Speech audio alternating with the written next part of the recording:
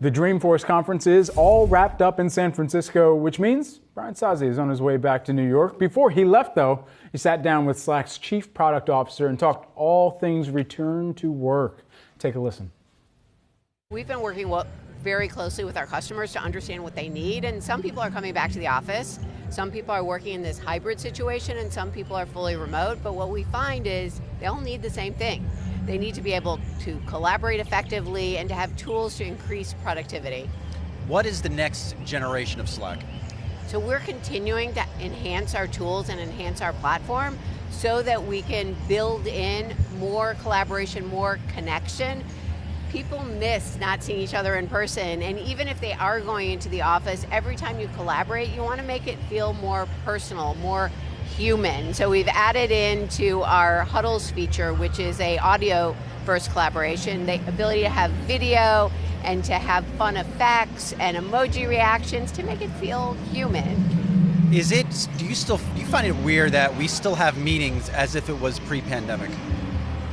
You know, a lot has really changed. People think about meetings in a different way. The whole concept of video fatigue is you really don't like being on screen all the time. And I think people are more open to changing how they meet. And people are talking about how do we have fewer meetings? How do we have more asynchronous meetings? The word asynchronous was not a word that a lot of people used before the pandemic. Now you hear it from everyone.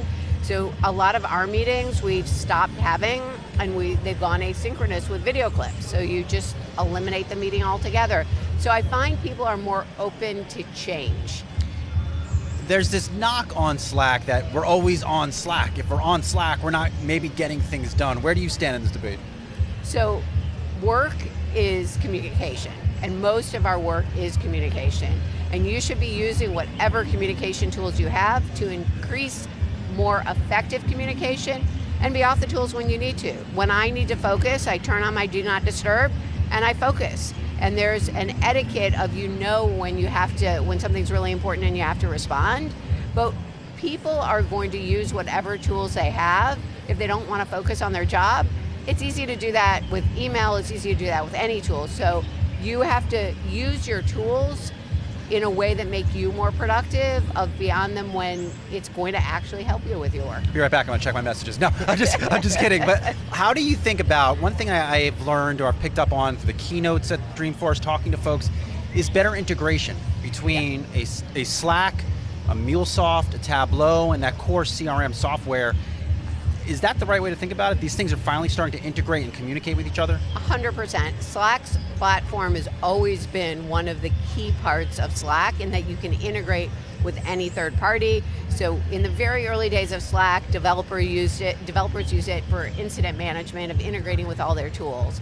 And we've really focused since the acquisition on integrating with all of the Customer 360, all of the clouds. This adds so much value to your productivity. So instead of having to leave where you're engaged and go check another tool, you get a notification right where you are, and you can actually respond with a workflow to whatever that issue is without leaving Slack. So it just increases your efficiency. So that's another big focus of ours, is automation.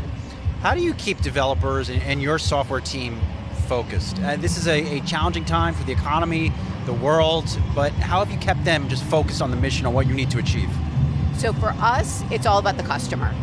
And the closer people are in the product organization, the engineering organization, to the customer, the more motivated they are, because you see that you're helping them. Yesterday in the Slack keynote, we had some people from Janssen, some customers who are helping to eradicate cancer.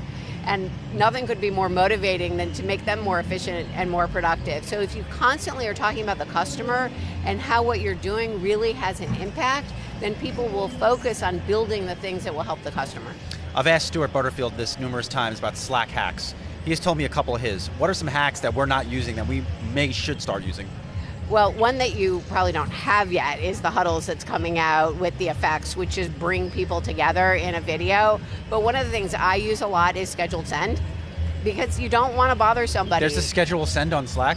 Oh my God, you didn't know that? I didn't know. Oh, I'm so glad I told you. I'm not supposed to say that, but just an authentic moment. Like I didn't know that. Yes, so by the little send, there's there's a little carrot that you can schedule it whenever you want. So Sometimes I catch up on all my messages on the weekend, and I don't want to bother people, so I schedule send it for Monday morning. Wow, and it is okay to have your do not disturb on. That's okay. 100%. You put yours on. Like, when do you set yours?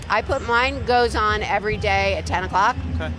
And until the morning, I think it's 7 or 8. But every night I have my do not disturb on. If somebody needs to reach me, they can override it, but every night.